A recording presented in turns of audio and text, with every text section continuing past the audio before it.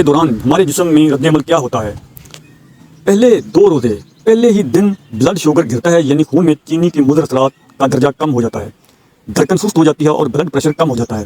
اعصاب میں جمع شدہ غلاظت جن کو آزاد کر دیتا ہے، جس کی وجہ سے جسم میں کمزوری کا احساس اجاگر ہوتا ہے۔ زہریلے مادوں کی صفائی کے لیے مرحلہ نتیجہ سر چکرانا، چکر آنا، منہ میں بدبو ہونا، زبان پر مواد جمع ہونا۔ 3 اور 7 روزے تک جسم کی چربی ٹوٹ پھوٹ کا شکار ہو جاتی ہے اور مرحلے میں گلوکوز میں تبدیل ہو جاتی ہے۔ بعض لوگوں کی جلد ملائم اور چکنی ہو جاتی ہے، جسم بھوک کا عادی ہو جاتا ہے اور اس طرح سال بھر میں مصروف رہنے والا نظام میں ہاضمہ درست ہو جاتا ہے، جس کی اسے اشد ضرورت ہوتی ہے۔ پہلے پاکستانیوں خون کے سفید جراثیمیں اور قوت مدافعت میں اضافہ ہو جاتا ہے۔ روزے دار کے پھیپھڑوں میں معمولی تکلیف ہوا، اس لیے زہریلے مادوں کی صفائی کا عمل بھی شروع ہو جاتا ہے۔ آنتڑیوں کی مرمت کا کام شروع ہو جاتا ہے، آنتڑیوں کی دیواروں میں جمع ہوا مواد ڈھیلا ہونا شروع ہو جاتا ہے۔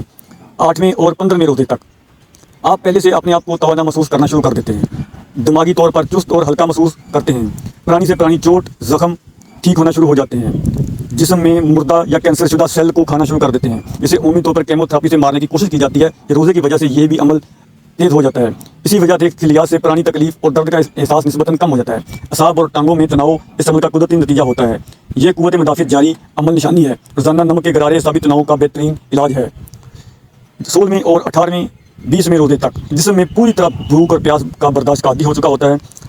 آپ خود کو چست چاقو چبند محسوس کرتے ہیں اور آپ کی زبان بالکل صاف اور سرخی مائی ہو جاتی ہے، سانس میں بھی تازگی آ جاتی ہے۔ پہلے پاکستانی جسم کے سارے زہریلے مادوں کا خاتمہ ہو چکا ہوتا ہے، نظام ہاضمے کی مرمت ہو چکی ہوتی ہے، جسم کے فالتو چربی اور فاسد مادوں کا خراج ہو جاتا ہے، بدن اپنی پوری طاقت کے ساتھ اپنے فرائض انجام دینا شروع کر دیتا ہے۔